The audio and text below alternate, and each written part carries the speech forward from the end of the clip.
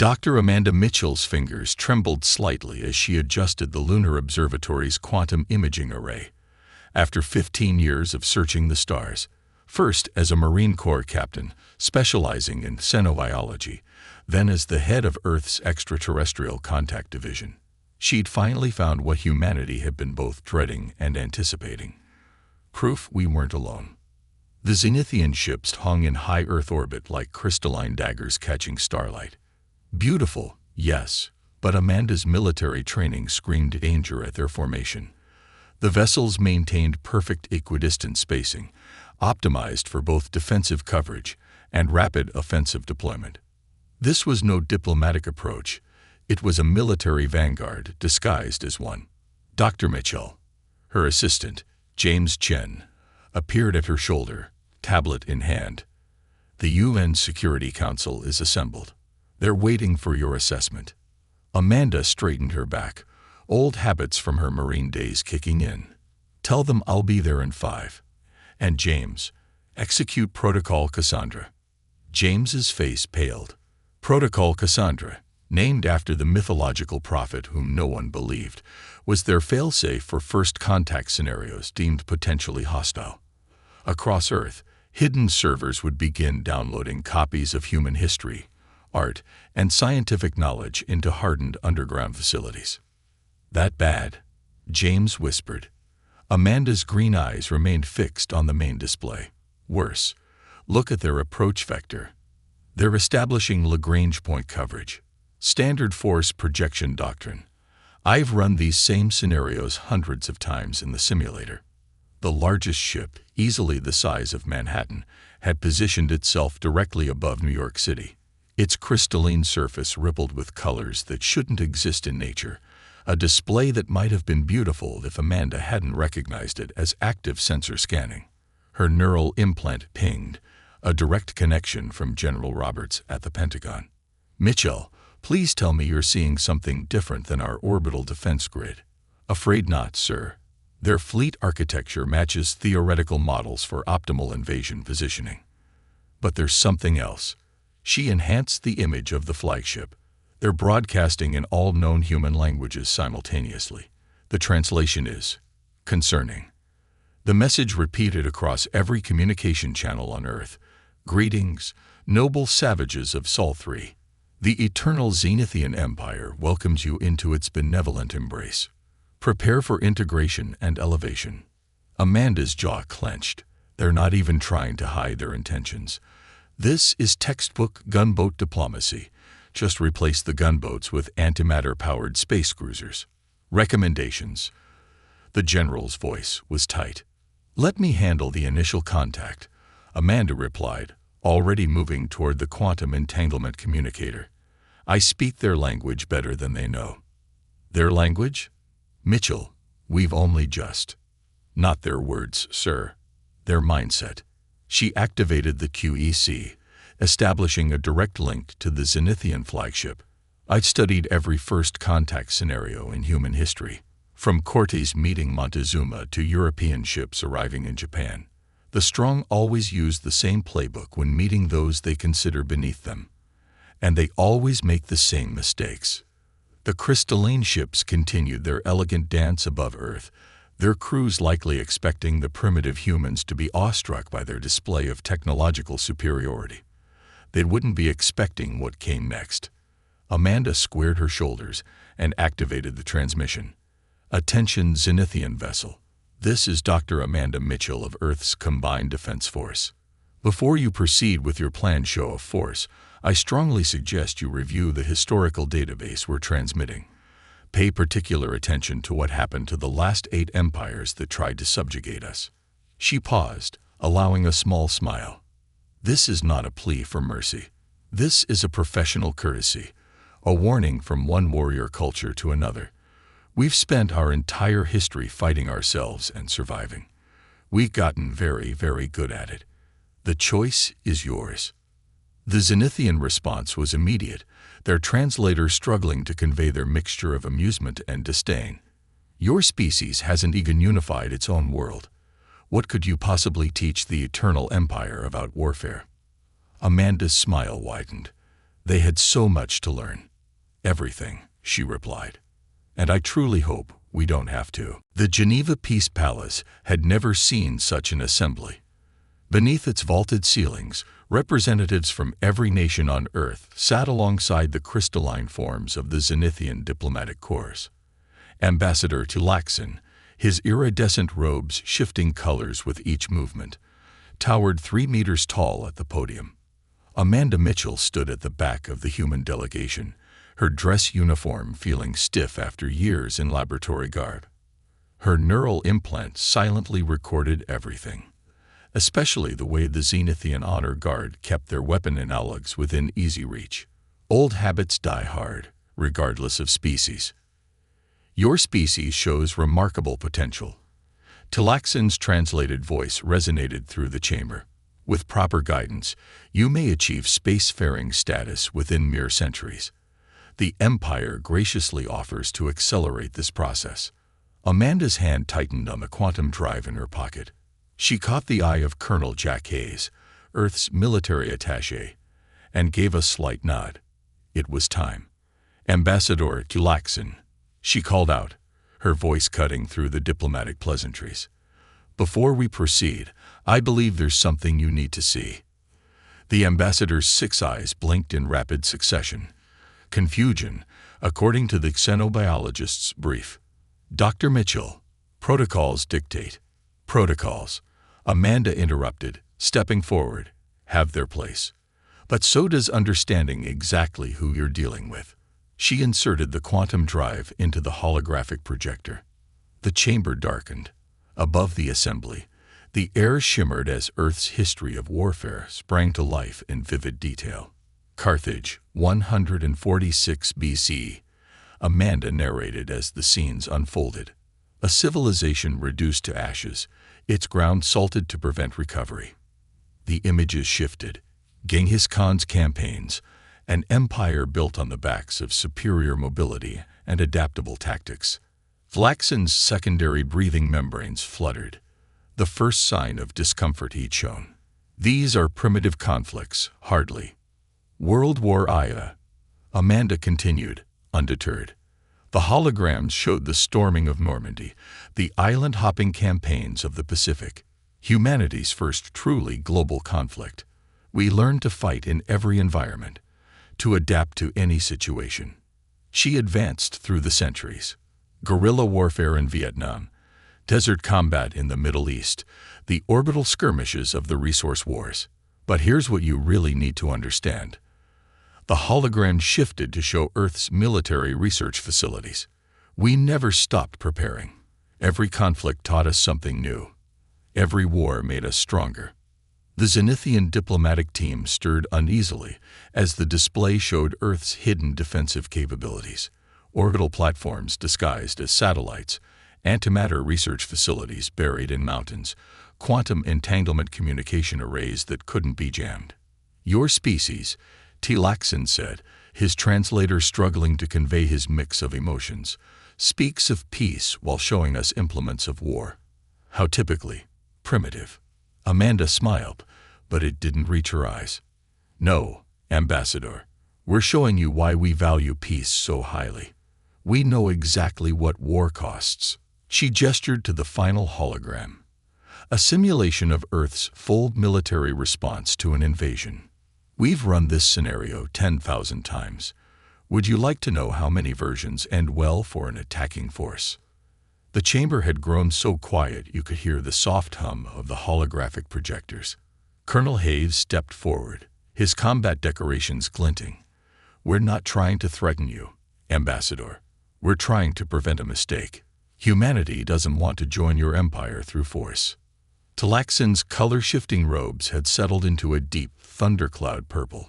You assume much, Dr. Mitchell, to think your species could resist the full might of the eternal empire. Perhaps, Amanda conceded, shutting down the hologram. But ask yourself this.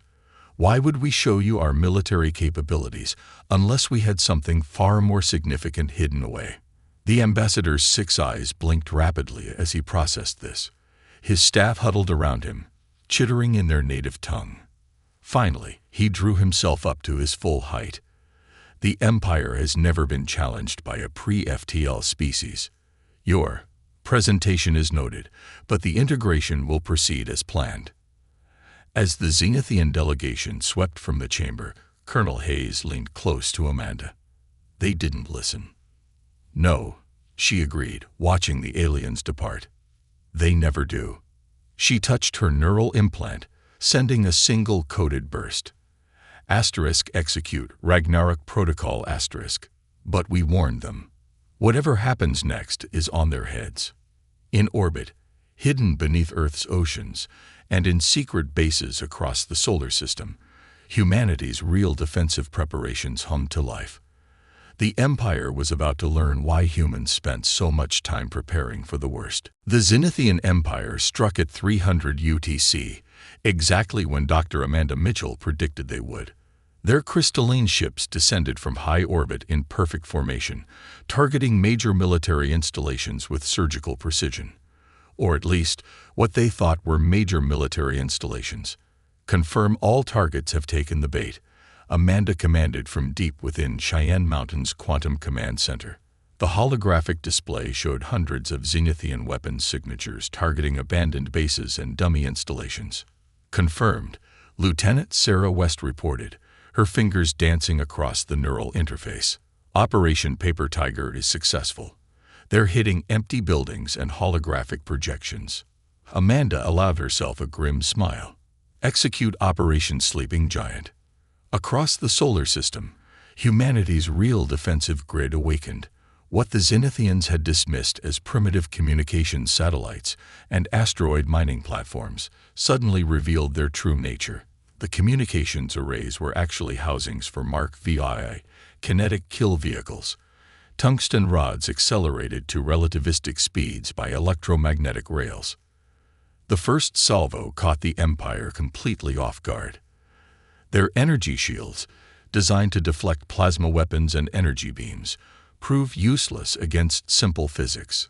30-ton tungsten rods, moving at 15% the speed of light, punched through their most advanced chips like tissue paper. Multiple direct hits, West announced, trying to keep the excitement from her voice. Enemy fleet showing signs of disarray. The Zenithian response was predictable. They switched to their standard combat doctrine, forming a defensive sphere while charging their main weapons. It would have been an excellent strategy against a conventional force, but humanity wasn't fighting conventionally.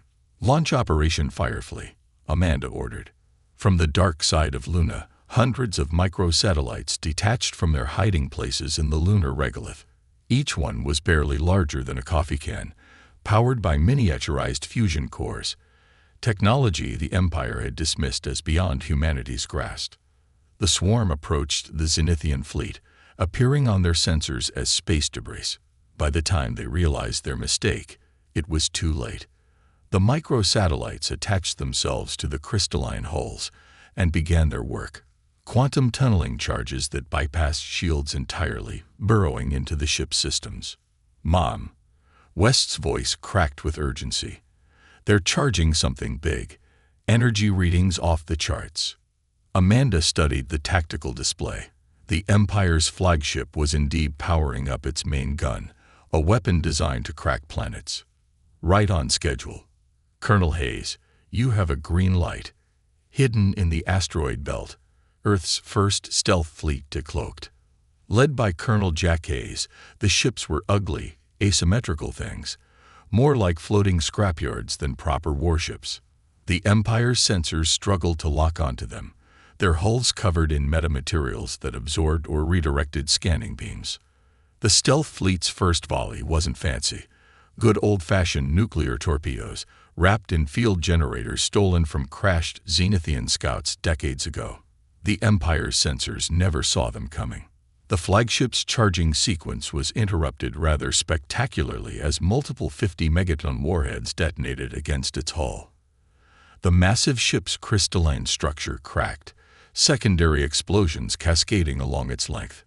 Enemy fleet is breaking formation, West reported, pride evident in her voice. Multiple ships attempting emergency FTL jumps. Correction, Amanda said quietly. They're attempting to jump. She keyed her neural link. Execute final phase. The quantum entanglement bombs, devices that the Empire had considered theoretically impossible, detonated in precise sequence. Space itself twisted around the Zenithian ships, preventing their escape while limiting collateral damage to the solar system. In the end, it took less than 15 minutes to shatter the Empire's peace fleet. Of the original 100 ships, 30 were destroyed outright. 40 were crippled beyond repair, and the remainder were trapped in localized space-time distortions, unable to escape or fight back. The Quantum Command Center erupted in cheers, but Amanda remained focused on her display. She opened a channel to all surviving Zenithian vessels. This was our first counterpunch. We have dozens of strategies you haven't seen yet, weapons you haven't encountered, and tactics you can't predict.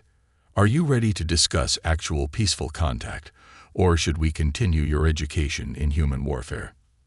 The response took several minutes to arrive. When it did, it was short. The Empire requests a cessation of hostilities to discuss terms. Amanda finally allowed herself to relax slightly. Smart choice, she muttered. Pity you didn't make it sooner. In orbit above Earth, the wreckage of the Empire's finest ships drifted silently, a testament to the folly of underestimating humanity's capacity for both innovation and warfare. Commander Jake Rodriguez stood on the bridge of the U.S. Shadowrunner, watching his tactical display with the patient eyes of a predator. His ship, along with the rest of Ghost Fleet, drifted silently through the void between Jupiter's moons, running dark with only passive sensors active. 20 years of submarine warfare experience had taught him one crucial lesson. In space, just like in the depths of Earth's oceans, silence was survival. Contact. His sensor officer, Lieutenant Maria Patel, whispered unnecessarily. Their neural comms would have worked fine, but old habits died hard. Zenithian supply convoy, bearing 047 Mark 015. 6 cargo vessels, 2 escorts. Rodriguez allowed himself a small smile. Just like clockwork. The Empire's still running their supplies on predictable routes. He switched to fleet channels. Ghost Fleet, this is Shadow Actual. Execute Operation Kraken. Across the Jovian system, 15 other stealth vessels acknowledged with single clicks. No radio transmissions, no quantum bursts, nothing that could give away their positions. The ships, painted in Vantablack 2.0, were practically invisible against the backdrop of space. Time to teach them why humans perfected wolf-pack tactics, Rodriguez murmured. He'd studied the ancient German U-boat campaigns extensively, updating their strategies for three-dimensional space warfare. All hands, battle stations, silent running. The Shadowrunner's reactor dimmed to barely a whisper, its heat dispersed through superconducting radiators designed to mimic the background temperature of space. They were running on momentum now, their course plotted through Jupiter's complex gravitational fields with precision that would have made Isaac Newton proud. The first Zenithian ship died without ever knowing what hit it. The Shadowrunner's main gun, a modified mining laser that used quantum tunneling to bypass shields, cut through the escort vessel's crystal hull like a hot knife through butter. The Empire had never considered that humans would weaponize industrial equipment. First blood confirmed, Paddle reported. Enemy escort breaking formation, attempting to locate us. Rodriguez watched as the remaining Zenithian ships formed a defensive sphere, a textbook response that might have worked against a conventional attack. But Ghost Fleet wasn't conventional. Execute Phase 2, he ordered. From their hiding places among Jupiter's smaller moons, the rest of Ghost Fleet struck. Each ship approached from a different vector, using the gas giant's massive radiation bells to mask their signatures. The humans had learned to turn the harsh Jovian environment into their ally. The Zenithian cargo vessels never stood a chance. Their escorts, designed to defend against full-sized warships, couldn't track the smaller, stealthier human vessels. One by one, the supply ships were disabled with surgical precision. "Sir," Patel called out, detecting quantum transmission bursts from the cargo holds. "They're calling for reinforcements." Rodriguez nodded. Right on schedule. Lieutenant Chen, deploy the quantum buoys. Dozens of small devices, each no bigger than a basketball, launched from the Ghost Fleet's ships. They formed a complex network around the engagement zone, creating a quantum interference field that scrambled the Zenithian distress calls into gibberish. Message from Admiral Mitchell, Patel announced. Operation Kraken is greenlit for Phase 3. Perfect. Rodriguez opened the fleet channel again. All ships prepare for salvage operations. Remember, we're not just pirates. We're their worst nightmare. We're going to take their ships, learn their technology, and use it against them. As his crews began boarding the disabled Zenithian vessels, Rodriguez reflected on how far humanity had come. The Empire had expected a primitive species with primitive tactics. Instead, they'd found an enemy that turned their own technology against them, that struck from shadows they didn't even know existed. Sir, Chen reported, you're going to want to see this. The cargo manifests. These ships were carrying quantum core components, enough to power their entire fleet in this sector. Rodriguez's grin turned predatory. Send word to Dr. Mitchell. Tell her Christmas came early. He paused, watching his crews efficiently strip the Zenithian ships of anything valuable, and prepare a message buoy for the Empire's command. Message content, sir. Keep it simple. The depths of space are deep and dark. And we own the darkness. He turned back to his tactical display, already planning the next ambush. Let's remind them why humans have been called pirates and wolves throughout our history. We're not just fighting their war. We're fighting ours. In the shadow of Jupiter, Ghost Fleet melted back into the darkness, leaving behind only disabled ships and shattered Imperial pride as testament to their passing.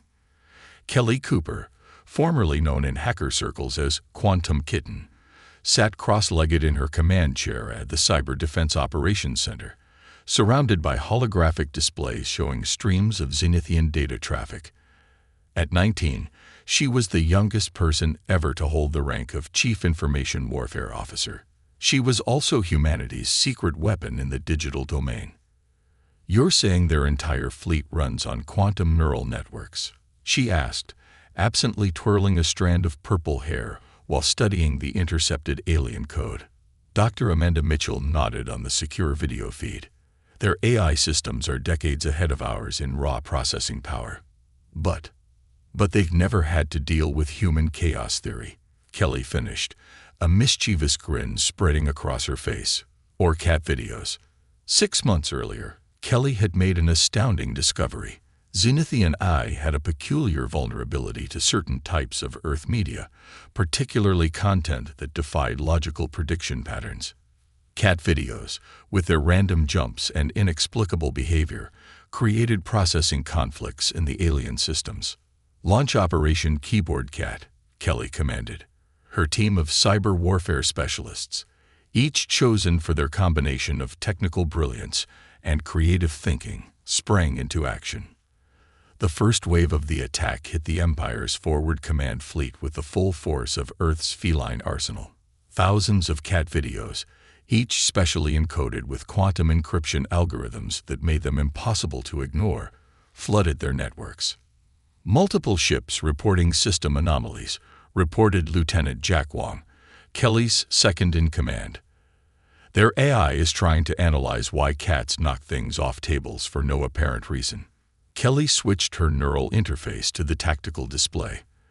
The Zenithian ships were already showing signs of confusion, their perfect formation wavering as their quantum computers devoted more and more processing power to understanding the inexplicable behavior of Earth's most mysterious predators.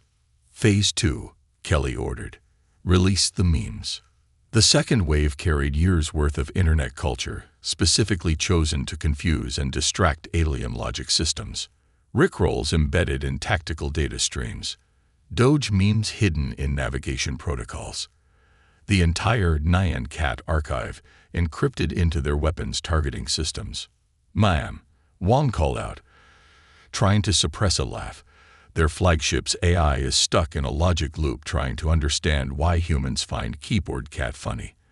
They've lost weapons control. Kelly allowed herself a moment of satisfaction before launching the killing stroke. Execute final phase. Release the Vine compilation. The effect was devastating. 6-second video loops of inexplicable human behavior, compressed and weaponized by Kelly's team, tore through the Empire's defensive algorithms like digital wildfire. Their advanced AI, trying to find logical patterns in content that was deliberately absurd, began to crash. Multiple ships going dark, Wong reported. Their quantum cores are shutting down to prevent system-wide corruption. They're rebooting in safe mode. Kelly opened a channel to Dr. Mitchell. Phase 1 complete. Their entire fleet is running on basic systems only. No quantum computing, no advanced AI support. Excellent work, Mitchell replied. Stand by for Phase 2. Commander Rodriguez's Ghost Fleet is moving to capture their disabled vessels. Kelly stretched, her fingers cramping from hours of neural interface work. You know what's really ironic? Their AI is too perfect, too logical. They never develop the human ability to simply say whatever and move on when something doesn't make sense. A new alert flashed across her displays. The Empire's remaining ships were attempting to purge their systems, desperately trying to clear out the corrupting influence of Earth's digital culture. Too late, Kelly muttered, launching one final program. Let's show them what real chaos looks like. Across the battlefield, every disabled Zenithian ship's external speakers began playing "Never Gonna Give You Up" at maximum volume. In space, no one can hear you scream. But they can definitely hear Rick Astley. Dr. Mitchell, Kelly reported, unable to keep the pride from her voice. The Empire's fleet is officially rickrolled.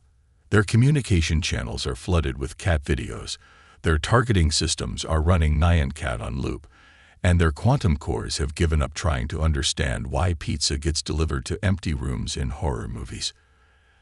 Excellent work, Officer Cooper, Mitchell replied. I think it's safe to say the Empire just learned an important lesson about humanity. Yeah, Kelly grinned, watching the enemy fleet drift helplessly. Never underestimate a species that turned digital chaos into an art form. In the vast digital battlefield of space, humanity had just won its first major victory not with advanced technology, but with the weird, wonderful, and utterly illogical nature of internet culture. Admiral James Old Ironsides Mitchell watched the Martian sky turn black as the Empire's planet killer entered orbit. At 72, he was the oldest active commander in Earth's combined fleet, and today he would prove why experience trumped technology every time. They're charging their main weapon, his XO reported from the bridge of the converted mining vessel Prometheus. Energy readings are off the charts. Let them charge, Mitchell replied, his weathered face illuminated by the tactical displays. Sound General Quarters. Execute Operation Thermopylae. Across the Martian colony of New Armstrong, civilians rushed into underground bunkers. But they weren't evacuating. They were manning battle stations. Every mining facility, every habitat dome, every atmospheric processor had been secretly converted into a military installation. Message from the Empire flagship, the comms officer announced. Surrender your colony and submit to Imperial authority, or face extinction. They're giving us 10 minutes to comply. Admiral Mitchell smiled, the same smile that his granddaughter Amanda had inherited. Send them our response. Come and take it. The planet killer's main weapon began to glow, gathering enough energy to crack Mars' crust. The Empire had expected this show of force to break human resistance. Instead, they'd walked right into humanity's trap. All units, Mitchell commanded.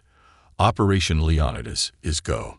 From hidden hangars across the Martian surface, hundreds of converted mining ships rose into the thin atmosphere. Each vessel was ugly, improvised, and absolutely lethal, carrying payloads that would make Einstein himself pause. Sir, his XO warned, we're well within their kill zone. That's the idea, son. Mitchell activated his neural link to the fleet. All ships, execute attack pattern Sigma. Remember the Alamo. The mining fleet split into 3 groups, executing maneuvers that no proper military vessel would consider sane. They weaved between their own debris fields, using centuries of mining experience to navigate chaos that confounded the Empire's targeting systems. Enemy fleet launching interceptors, Tactical reported. They're trying to block our approach. Mitchell nodded. Right into our sweet spot. Launched the rockhoppers. Hundreds of small craft, originally designed for asteroid mining, detached from the larger ships. Each was piloted by a veteran mining operator who knew how to dance through debris fields at insane speeds. The Empire's interceptors, designed for proper space combat, couldn't match their maneuverability in the cluttered battle space. "Sir," his XO shouted, "the planet killer is firing." The massive energy beam lanced down toward Mars' surface, powerful enough to destroy the entire colony. But instead of hitting ground, it struck an invisible barrier, a gravity lens created by dozens of hidden generators, technology reverse-engineered from the Empire's own ships. "Now," Mitchell ordered, "while they're committed." The Prometheus led the charge, accompanied by its sister ships. Each vessel carried an antimatter payload, not in conventional warheads, but in their engines. They were, essentially, massive bombs with engines attached. Enemy flagship launching secondary weapons, Tactical reported. Multiple targeting solutions. "Steady," Mitchell commanded. "Remember your training. They expect us to break formation. Show them how humans face death." The Empire's sensors detected the antimatter signatures too late. They had assumed the humans would never sacrifice an entire fleet in a suicide run. They had forgotten that humanity's history was full of such sacrifices. "Transmission from Earth Command," comms announced. "Dr. Mitchell says, give them hell, Grandpa." Admiral Mitchell's smile turned fierce. "Send our final message to the Empire. We warned you once. You should have listened." The Prometheus and its fellow ships slammed into the planet killer's shields at relativistic speeds. The antimatter containment fields collapsed exactly as designed. The resulting explosion created a new asteroid belt where the Empire's mighty vessel had been. In his final moments, Admiral Mitchell thought of the history lessons he'd given his granddaughter, teaching her about Thermopylae, the Alamo, and all the other last stands that had shaped human history. The Empire had thought they were teaching humanity about superior technology. Instead, humanity had taught them about sacrifice, determination, and the true cost of underestimating their opponents. The explosion lit up the Martian sky like a second sun. In underground bunkers, colonists watched their sensors register the destruction of both fleets. But they were smiling, because they knew what the Empire was about to learn. Humans had always been willing to pay any price for victory. And this was just the beginning. Dr. Amanda Mitchell stood in the control center of Project Ragnarok, surrounded by holographic displays showing the largest fleet the Empire had ever assembled. 10,000 ships, gathering for their final push against Earth. The loss of their planet killer had driven them to desperation. "They're deploying in attack formation," Commander Jake Rodriguez reported from his stealth ship near Pluto. "This is their entire remaining fleet in this sector." Amanda touched the medallion at her throat, her grandfather's Navy Cross. "Status of the Chaos drives." Kelly Cooper's voice came through the quantum link, her usual playful tone replaced by professional focus. "All 300 drives are synchronized, ready for quantum entanglement on your mark." This was humanity's ultimate weapon, developed in secret over decades.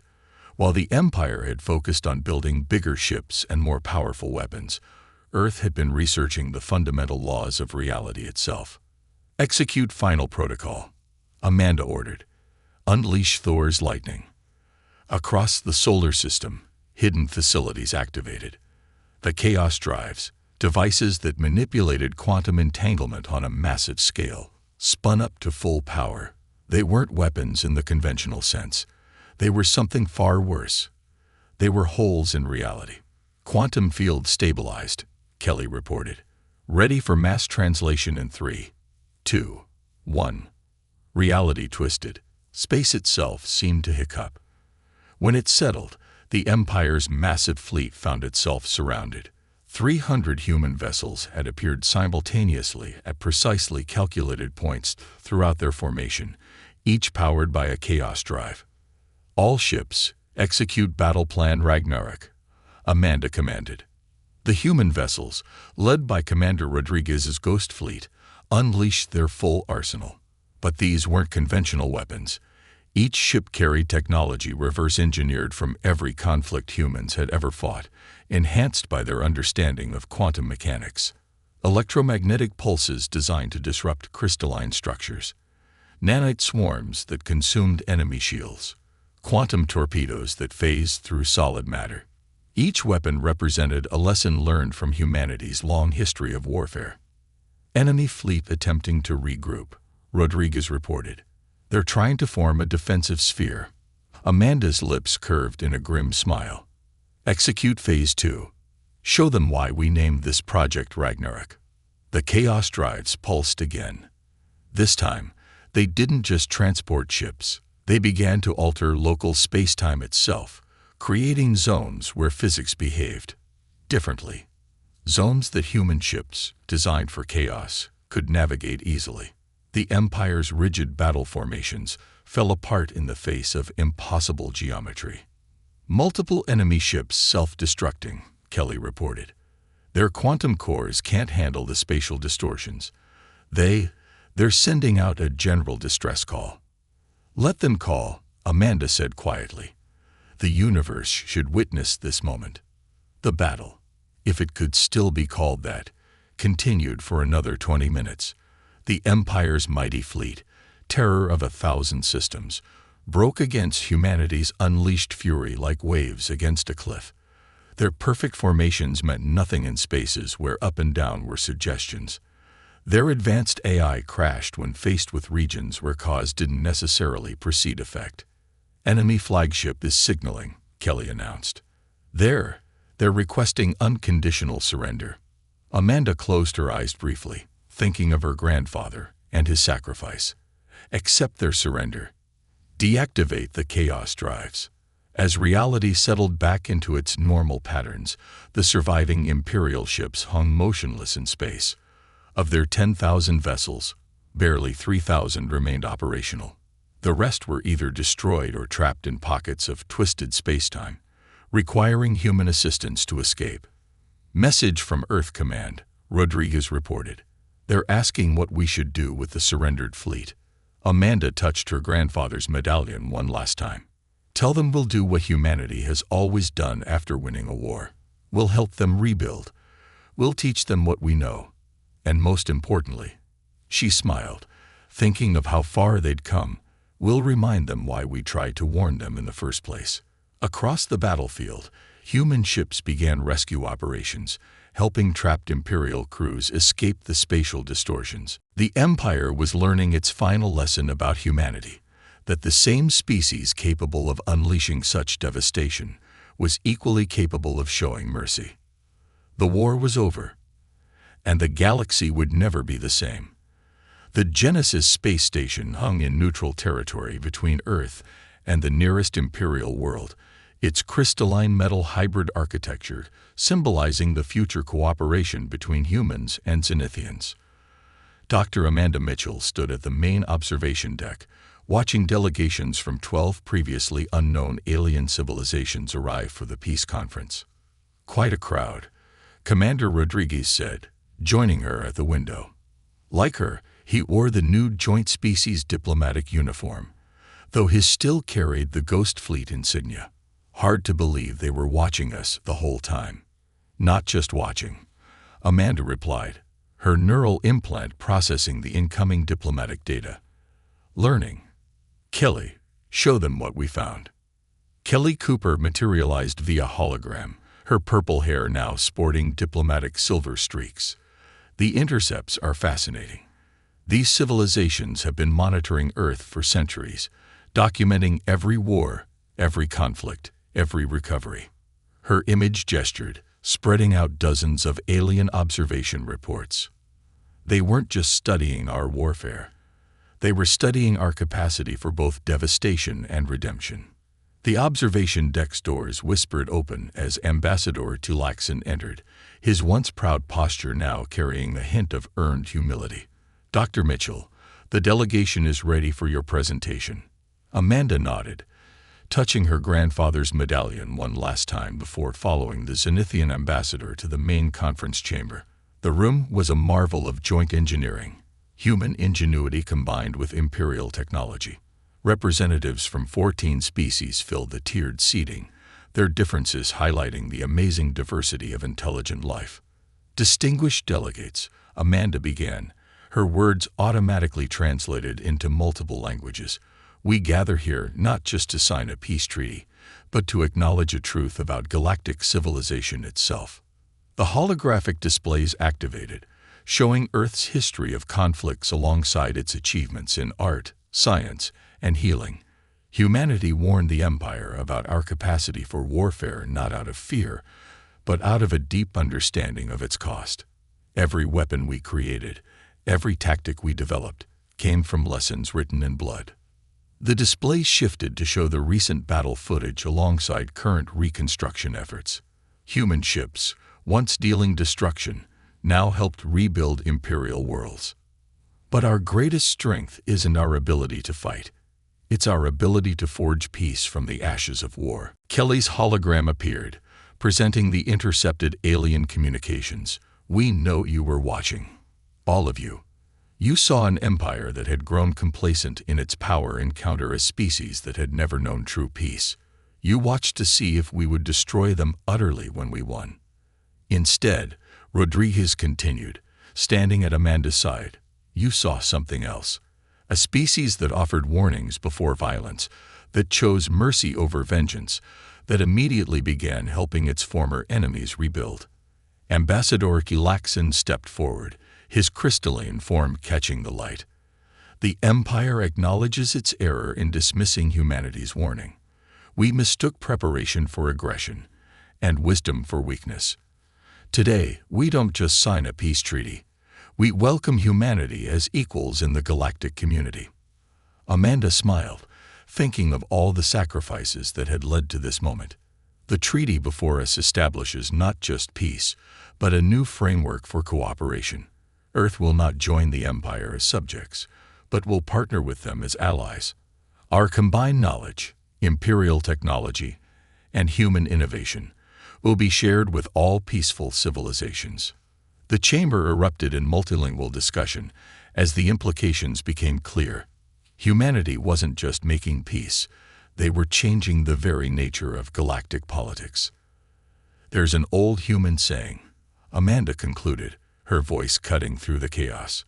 "Victory has many parents, but defeat is an orphan." Today, let the victory of peace have many parents. Let every civilization here learn what humanity learned through countless conflicts, that the greatest triumph isn't in winning wars, but in building something better from their aftermath. As the delegates began signing the treaty, Amanda's neural implant received one final message. It was from the quantum eye analyzing deep space signals. More civilizations were coming, drawn by the news that a pre-FTL species had not only defeated the Empire, but had chosen to help it rebuild. Humanity had earned its place among the stars not through conquest, but through the wisdom to know when to fight, when to show mercy, and most importantly, when to help former enemies become future friends. The age of human isolation was over. The age of human leadership had begun.